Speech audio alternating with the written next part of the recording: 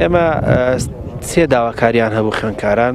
سێ ڕۆژ من بینی من و یادداشتەکانم لێ وەرگرتن و هەتا بە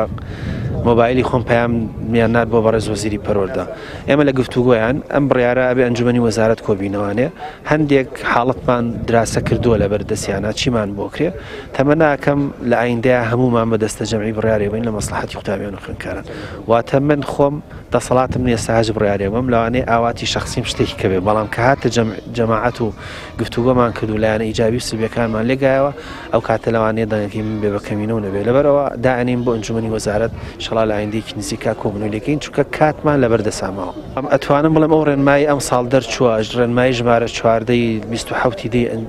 وەزارەتی دارایی بە تەنسیق لەگەڵ وەزارەتی پەروەردەیە ئەتوانم بڵێم ئەمانە وەکو گرێبەستێک وانە ئێستا مەلەفیان بۆ دروستەکەین ئەم خزمەتانیان بۆ هەژمارەکەین ئەیانکەی بە بەڕێوەبەر پارەی هاتوچیان بۆ سەرفەکەین کۆمەڵێشتمان کردو ئەتوان بڵێم ئەم شێوە پارەدانە لە عەقدەکە باشتراوە لە ئایندەش هات دڵنیام ئەگەر ئەمە عەقد بێتە پێشەوە دامەزران نەبێ ئەم خزمەتانە ئێستان هەیە چێتە سەر خزمەتەکەیان ئەنجا بۆ خزمەتی فعلی بێ یان بۆ خزمەتی خاننشینی بێ واتە ئیشێکی باشیان بکراوە.